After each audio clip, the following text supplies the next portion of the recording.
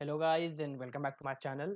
और यार आज मैं आप लोगों को कुछ ऐसे फैक्टर्स बताने वाला हूँ जो कि एक रेस कार की परफॉर्मेंस पे बहुत बड़ा इफेक्ट डालते हैं। तो ये सारे वही फैक्टर्स हैं जिनका ध्यान आप लोगों को रखना है अपनी कार डिज़ाइन करते वक्त, ठीक है। तो इन फैक्टर्स का इम्प्लीमेंटेशन जो है वो लाइक हर कैटेगरी की कार पे होना चाहिए। जैसे कि चाहे बेशक आप फार्मूला कार बना रहे हो, आप बहा बना रहे हो, आप एफ साइकिल एफ कोई भी गाड़ी बना रहे हो, इन सारे ही फैक्टर्स का आपको ध्यान रखना है अपनी गाड़ी डिज़ाइन करते हो, ठीक है। तो ये ऑर्डर वाइज चलेंगे जिस तरह से बना रखे। तो सबसे पहला आता है टायर, इंजन ट्रांसमिशन सब भूल जाओ, सस्पेंशन वगैरह सबसे पहले ध्यान देना अपन को टायर पे, ठीक है। तो टायर डिसाइड करते हुए तीन चीज़ों का ध्यान रखना है, डायमीटर का, रेड पैटर्न्स का और ऑफसेट वगैरह जैसे जो कुछ चीज़ें होती है, ठीक है। लाइक ऑफसेट को एक पल के साइड में रख दोगे आप, ठीक है। बट टायर डायमीटर और पैटर्न बहुत बड़ा इफेक्ट डालते हैं, ठीक है। जैसे कि अगर अपन फॉर्मूला कार बना रहे हो तो डायमीटर टायर का छोटा रहेगा, ठीक है, 8 से लेकर 13 से 14 इंच के बीच में रहेगा। और जो उसका पैटर्न होते हैं उसमें ट्रेड्स नहीं होते, ठीक है, क्योंकि ऑलरेडी जहाँ पे फॉर्मूला कार चलती है उस रोड का कोफिशिएंट ऑफ फ्रिक्शन बहुत ज़्यादा होता है, ठीक है। तो टायर्स होते हैं स्लिपिंग टायर्स होते हैं, मतलब एकदम बिल्कुल स्मूथ होते हैं, ठीक है, प्लेन होते हैं।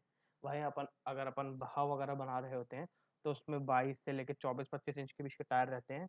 और जो ट्रेड्स होते हैं उसमें अगर हिंदी में बोला जाए तो जिसे गट्टा कहते हैं, तो चौड़े गट्टे के टायर्स होते हैं, ठीक है।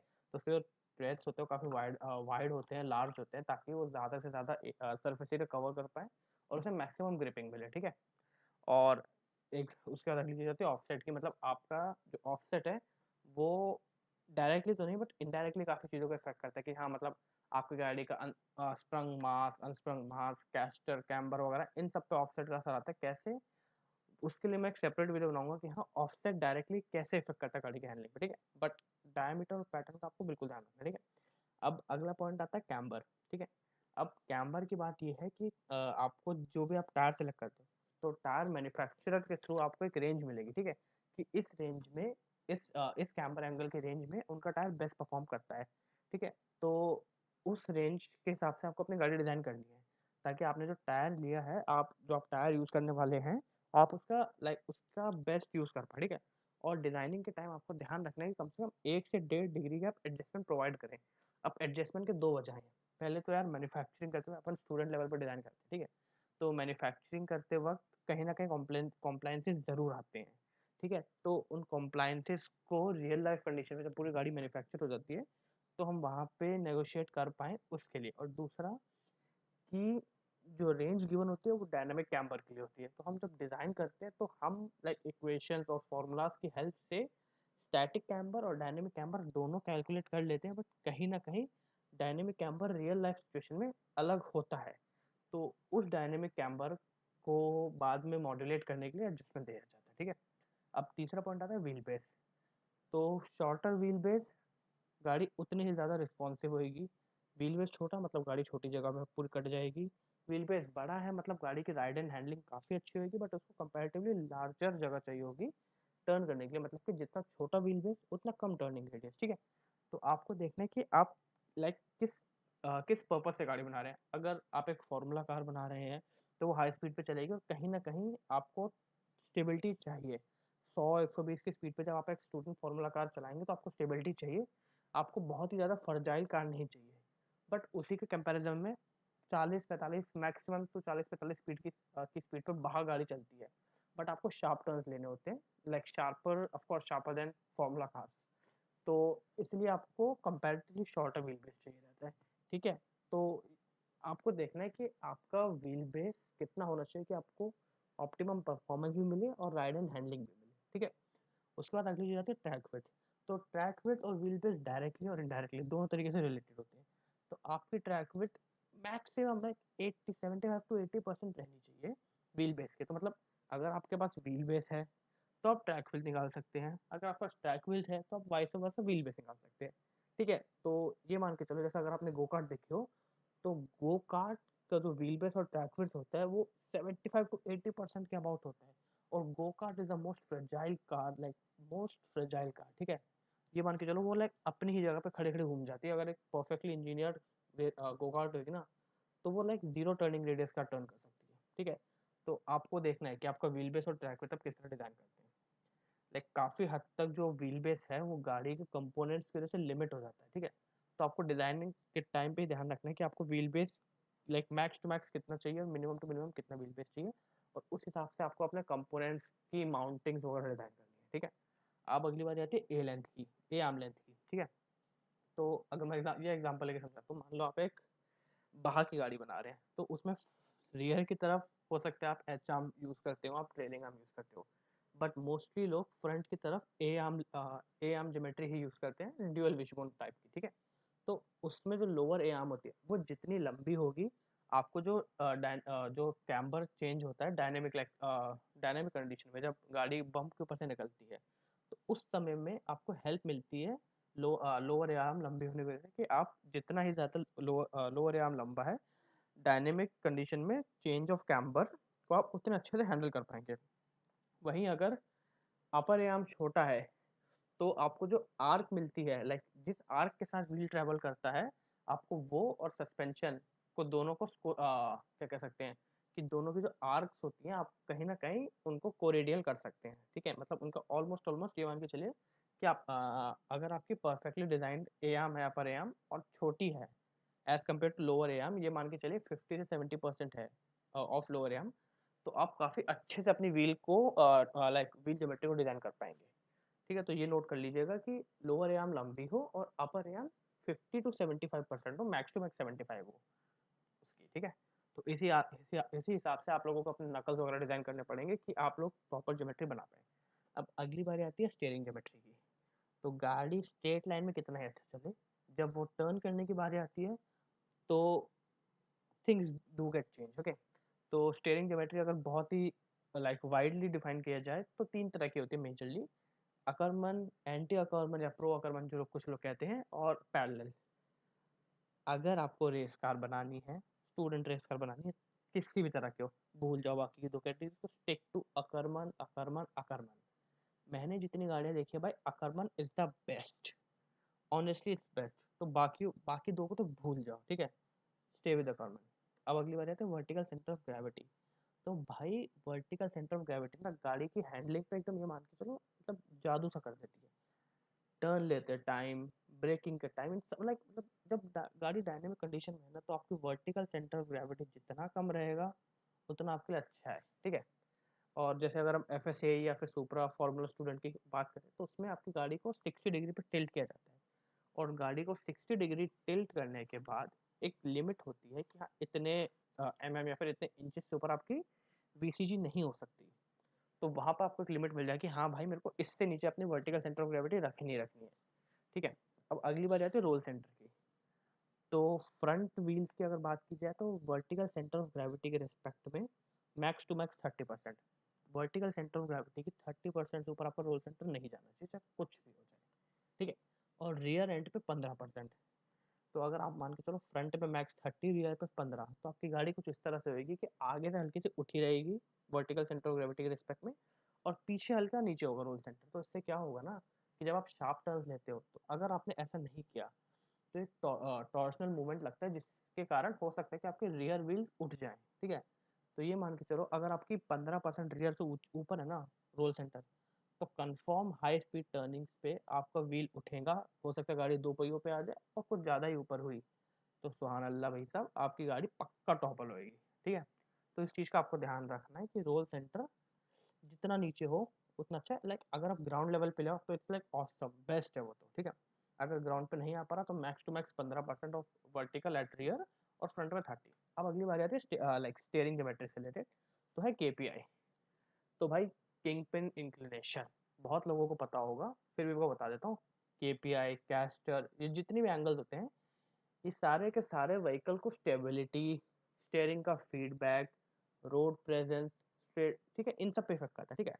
तो ये मान के चलो केपीआई आपका 5 से 15 डिग्री के बीच में होना चाहिए, और केपीआई से फर्क ये पड़ता है कि आपके स्टीयरिंग में रिटेनेबिलिटी आती है। लाइक अगर आप स्टीयरिंग छोड़ दोगे, तो वापसी अपनी जगह पे आ जाता है। और कुछ इसी तरह का काम कैस्टर में भी होता है, ठीक है? तो कैस्टर आपके स्टीयरिंग को हैवी बनाता है या लाइट करता है। तो नेगेटिव कैस्टर तो गलती से मत देना भाई, नेगेटिव कैस्टर हुआ तो पक्की बात है हाई स्पीड पे आपके पहिए हिलेंगे, जैसे बिल्कुल तुम देते हो बोले, तो पहिए एकदम वॉबल करेंगे, ठीक है? तो फ्रंट के व्हील अगर आप चाहते हैं कि स्टेबल चले, तो नेगेटिव कैस्टर तो बिल्कुल मत देना, और जीरो भी अवॉइड ही करना। 1.5 जिसे बोलते हैं, ठीक है? तो 1.5 से 7 डिग्री के बीच में कैस्टर रहेगा, तो लाइक ऑप्टिमम कंडीशन है ये, ठीक है? तो कोशिश करना 7 डिग्री लाइक जितना पॉजिटिव जाते रहोगे आपका स्टीयरिंग उतना ही हैवी होगा, बट आपको स्टेबिलिटी अच्छी मिलेगी, ठीक है। तो अगर पावर स्टीयरिंग यूज़ नहीं कर रहे तो 7 डिग्री से ऊपर तो मत ही जाना, मतलब ये हो जाएगा फिर खींचते रह जाओगे, स्टीयरिंग घुमाते रह जाओगे, जान लगाते रह जाओगे, बट वो घूम के ना देगा, बहुत हार्ड हो जाएगा, ठीक है। अब अगली बारी है स्क्रब रेडियस। तो स्क्रब रेडियस नेगेटिव भी होता है, पॉजिटिव भी होता है। अब जो स्क्रब रेडियस है उस पर डिपेंड करता है कि आपको स्टीयरिंग को रोड से कितना फीडबैक मिलेगा। मान के चलो अगर कोई स्टोन आता है तो उस स्टोन के ऊपर से अगर टायर क्रॉस करता है तो आपके स्टीयरिंग के ऊपर कितना जर्किंग इफेक्ट आएगा, मतलब अगर टायर हिलता है तो उस हिसाब से कितना आपका स्टीयरिंग हिलेगा, मतलब जर्क देगा, झटका देगा जिससे कहें तो, ठीक है। तो -1 इंच से 3 इंच के बीच में रखो, बहुत प्यारा रहता है, ठीक है। अपने हिसाब से देख लो कि आपको कम चाहिए फीडबैक या ज़्यादा चाहिए रोड से फीडबैक, ठीक है। अब अगली बारी आती है चेसिस स्टिफनेस। तो यार काफ़ी लोग इस चीज़ को लाइक इग्नोर सा कर देते हैं, but chassis stiffness is very very very important, ठीक है। पर्सनली मैं अपने लेवल पे बताता हूँ, जब मैंने स्टार्ट किया था चेसिस डिज़ाइन करना, तो मैं सिर्फ front impact, rear impact, side impact करके छोड़ दिया करता था, ठीक है, कि हाँ भैया अगर गाड़ी ठुक गई, कहीं क्रैश हो गया तो सेफ है। बट टॉर्शनल स्टिफनेस का टेस्ट करना बहुत ज़रूरी है। ये मान के चलो, मान लो अगर आप एग्जांपल देखो, आपके सस्पेंशन पॉइंट है वो स्टिफ नहीं है, जर्क आएगा, इनिशियली वो डिफ़ॉर्म करेंगे, धीरे-धीरे डिफ़ॉर्म करेंगे। फिर अपन ने फर्स्ट ईयर में एक वो ग्राफ पढ़ा था कि कैसे-कैसे चीज़ें डिफ़ॉर्म करती है, पहले इलास्टिक लिमिट, फिर वो डिफ़ॉर्मेशन, फ्रैक्चर, मतलब समझ गए? तो ये मान के चलो डिफ़ॉर्म करते-करते कब आपकी माउंटिंग फ्रैक्चर पॉइंट पे पहुँच जाएगी, आपको पता नहीं चलेगा, ठीक है? तो things need to be stiff. इसके अलावा मान के चलो आप फ़ॉर्मूला कार बना रहे हो, ठीक है? तो आप गए एक्सेलरेशन वाले इवेंट में, अब आपने एक्सेलरेट किया, अब अगर आपकी चेसिस में स्टिफनेस कम है, तो एक्सेलरेट करते ही जो लोड ट्रांसफर होगा, लाइक जिन भी डायरेक्शंस में होगा, लाइक लॉन्गिट्यूडनल लोड ट्रांसफर भी होगा, जब एक्सेलरेट करते हैं तो एक्सेल्स पे भी लोड पड़ेगा, आपकी माउंटिंग्स पे लोड आएगा, तो कहीं न कहीं अगर वो एक फ्लेक्स होगा, लचक होगी, तो वो एक डैम्पिंग इफेक्ट देगा जिससे आपका थोड़ा बहुत एनर्जी वेस्ट होगा। और यार 0.01 सेकंड्स में नोट होता है यार इवेंट्स में टाइमिंग, लाइक जो एक्सेलरेशन इवेंट में टाइम है 0.01 सेकंड्स में। तो वहाँ पे आप चाहोगे कि जितनी हो सके उतना फ्लेक्स कम हो। आप यार अपने डैम्पर्स की स्टिफनेस, अपने सस्पेंशन को स्टिफ करके जाते हो कि हाँ भाई सस्पेंशन कम डैम्प करे एक्सेलरेशन में, बट चेसिस का क्या, ठीक है। तो chassis stiffness is really important. उसका होता है राइड हाइट, ठीक है, मतलब राइड हाइट कुछ भी कह सकते हो, ठीक है। तो मतलब आपका ड्राइवर ग्राउंड से कितना ऊपर है। तो एक student level, like student championship की जितनी भी गाड़ियां बनती है उसमें सबसे हैवी अगर कुछ चीज़ है ना तो ड्राइवर है, ठीक है। लाइक अगर नॉमिनल भी मानो तो 70-75 किलो का ड्राइवर होता ही होता है। आपका इंजन भी इतना भारी नहीं होता, ठीक है। तो सबसे ज़्यादा अगर कोई कंपोनेंट या कोई पार्ट है जो हैवी है तो वो ड्राइवर है। तो आपकी वर्टिकल सेंटर ऑफ ग्रेविटी और रोल सेंटर जो भी है, जो भी चीज़ें हैं, वो ड्राइवर कितना ऊपर है उस पे डिपेंड करेगी, ठीक है। तो कोशिश करो कि अपने राइडर को जितने आपको ग्राउंड क्लियरेंस, लाइक अगर आप फॉर्मूला कार बना रहे हो तो आपको कम ग्राउंड क्लियरेंस चाहिए, आप बाहा बना रहे हो, एटीवी बना रहे हो तो ज़्यादा ग्राउंड क्लियरेंस चाहिए, ठीक है। तो जितना हो सके अपने ड्राइवर को उतना नीचे रखा करो, लाइक एक एक 1 से 1.5 इंच से भी ना फ़र्क पड़ जाता है, ठीक है। तो कोशिश करो ड्राइवर नीचे रहे। उसका एक चीज़ और है, ड्राइवर हाइट से एक चीज़ और पे फ़र्क पड़ता है जो कि है ड्राइवर का व्यू, ठीक है। तो जैसे अगर ड्राइवर की बैक अगर इंक्लाइंड है, ठीक है, सीट बैक एंगल उसका ज़्यादा है, तो कहीं न कहीं आपकी राइड हाइट तो नीचे आई, बट उसका व्यू में प्रॉब्लम आती है। तो आपको इस तरह से अपने व्हीकल डिज़ाइन करना है कि ड्राइवर की हाइट से ना कोई व्यू वगैरह ब्लॉक ना हो, ठीक है। उसका आता है ड्राइवर एर्गोनॉमिक्स, ठीक है। अगर लाइक बिल्कुल लेमन लैंग्वेज में आपको बताऊँ, तो एर्गोनॉमिक्स का मतलब कुछ इस तरह से है कि लाइक आपका ड्राइवर जो गाड़ी के साथ इंटरैक्ट करता है वो इंटरेक्शन कैसा है। लाइक एस्थेटिक्स की मैं बात नहीं कर रहा, ठीक है। मतलब ड्राइवर के पास कितना स्पेस अवेलेबल है, ड्राइवर का कंफर्ट कैसा है, लाइक स्टीयरिंग कितना दूर है, किल स्विच कितना दूर है, उसके ब्रेक पेडल और एक्सीलरेटर पेडल में कितना, लाइक ये सारी चीज़ें, मतलब जो ड्राइवर के ड्राइविंग एक्सपीरियंस के बीच में आती हैं वो सब ड्राइवर एर्गोनॉमिक्स है। तो आपको ये भी ध्यान रखना है, ये ना हो कि आपने गाड़ी तो बना दी, ड्राइवर उसमें बैठ भी गया एकदम सब बढ़िया, बट उसके पैर ही नहीं पहुँच रहे पेडल तक, तो एग्रेस टेस्ट होता है हर इवेंट, मतलब कि ड्राइवर आपका 5 सेकंड या किसी में 6 सेकंड होता है, उसमें बाहर आना चाहिए। आप सब कुछ सही है, आपका अगर ड्राइवर बाहर नहीं आ पा रहा तो आपको गाड़ी इस तरह से डिज़ाइन करनी है कि ड्राइवर उसके अंदर कंफर्टेबली बैठ पाए, ठीक है। 4 घंटे या 3 घंटे की एंड्योरेंस जि अलग-अलग इवेंट्स में होती है, तो उतनी देर ड्राइवर बिना फटीग के या फिर मिनिमम फटीग, नॉमिनल या मिनिमम फटीग के साथ गाड़ी को चला पाए, ठीक है। तो आपको इस तरह से गाड़ी अपनी डिज़ाइन करनी है। उसके बाद अगली बात आती है मैन्युफैक्चरिंग कंप्लायंस। अब मेरे खुद की टीम के साथ ऐसा हुआ है काफ़ी बार कि लाइक हम लोग कंपोनेंट डिज़ाइन करते हैं और कंपोनेंट डिज़ाइन करने के बाद हमको पता चलता है वो सॉफ्टवेयर में तो बढ़िया से एकदम हो गया मस्त एकदम, उसके एनालिसिस वगैरह सब बढ़िया आ गया, फैक्टर ऑफ सेफ्टी एकदम मस्त है, वेट भी हल्का है। बट मैन्युफैक्चरिंग के टाइम पे या तो उसकी मैन्युफैक्चरिंग बहुत कॉम्प्लिकेटेड हो गई तो बहुत ज़्यादा महंगी हो जाती है, या हमारे लाइक नियर अबाउट में इतनी अवेलेबिलिटी है ही नहीं कि हम बनवा सकें। ठीक है, और कई चीज़ें तो ऐसी भी है कि भाई हाँ, कि एकदम बिल्कुल एडवांस वाली वाटर जेट कटिंग है जो इंडिया में कुछ ही जगहों पर है। ठीक है, या फिर लेज़र कटिंग है जो इतनी इजीली नहीं मिलती हर जगह। तो ये चीज़ आपको ध्यान रखनी है। इसके अलावा एक चीज़ और है जिसको मैंने पहले भी एक्सप्लेन किया था जब अपन कैम्बर के बारे में बात कर रहे थे कि हाँ, मैन्युफैक्चर करते वक्त कुछ कंप्लायंसेस आते हैं। अब आपने वेल्डिंग करी, अब वेल्डिंग करके मेटल एक्सपैंड हुआ, ठीक है, तो आपको अपने जो जिक्स एंड फिक्सर बनाना है आपको ये ध्यान में रख के बनाना है कि हाँ भाई हमारा मेटल एक्सपैंड करेगा तो अपन पे कितनी जगह है। ठीक है, इसके अलावा मान लीजिए आपने ए आर्म बनाई तो ए आर्म में बुशिंग डालते हैं हम लोग। ठीक है, तो बुशिंग या बेयरिंग कुछ लोग डालते हैं, तो आपको वो ध्यान रखना है कि उसमें कितना फ्लेक्स है या फिर उसमें कितना वो है मूवमेंट है। इन सब चीज़ों का ध्यान रखना है कि हाँ, कहाँ-कहाँ जो आपकी गाड़ी उस पे लाइक सॉफ्टवेयर में बनी है, मैन्युफैक्चर करते हैं वो कहाँ डिफरेंस हो सकता है उसमें। ठीक है, हो सकता है बेंडिंग के टाइम पे आपने अपनी गाड़ी में जो मेंबर है चेसिस में उसमें बेंड डाला है, तो बेंड करते हुए आपका लाइक किंकल हो गया। किंकल बोले तो ये मान के चलो पाइप बेंड करते हुए थोड़ा डैमेज हो गया, तो आपको इस तरह का बेंड ही नहीं देना, 3D हो, 4D हो, इस तरह का बेंड ही नहीं देना कि भाई हाँ, वो बेंड ना हो पाए। क्योंकि कभी-कभार मोस्टली लोग क्रोमली यूज़ करते हैं, तो कभी-कभार क्रोमली बहुत हार्डन्ड होता है, तो इतनी ईज़िली सीएनसी में बेंड नहीं हो पाता। तो इन सब चीज़ों का आपको ध्यान रखना है और इसके बाद बारी आती है कॉस्ट इज़ टू वेट की। तो यार हम जैसे स्टूडेंट लेवल पर अगर डिज़ाइन करें तो हमारे पास जो कॉस्टिंग होती है कुछ टीम्स के अलावा, मतलब कुछ जो चुनिंदा बहुत हाई क्लास टीम है उनके अलावा मोस्टली टीम्स पे लाइक जो बजट होता है वो एक लिमिटेड होता है। ठीक है, तो हमको देखना है कि कहाँ पे हमें वेट रिड्यूस करने के लिए अगर हम कॉस्ट दे रहे हैं, अगर हम मटेरियल चेंज कर रहे हैं, अगर हम एल्यूमिनियम पे जा रहे हैं या अगर हम कार्बन फाइबर पे जा रहे हैं, तो हमें जो हम कॉस्ट उसके लिए दे रहे हैं उसके रिस्पेक्ट में हमारा कितना वेट रिड्यूस हो रहा है। ठीक है, क्योंकि engineering is not about making the lightest और making the best, it's about making best in the most affordable way. ठीक है, आप बहुत महंगी गाड़ी बना के इवेंट जीत भी जाओ तो क्या फायदा।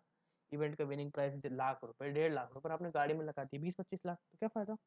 ठीक है, तो अपन को ध्यान रखना है कि हम अगर वेट रिड्यूस कर रहे हैं कहीं, परफॉर्मेंस इंप्रूव कर रहे हैं कहीं, तो किस कॉस्ट लाइक हम क्या कीमत चुका रहे हैं उसकी। ठीक है, तो इन चीज़ों का ध्यान रखना है व्हीकल डिज़ाइन करते टाइम।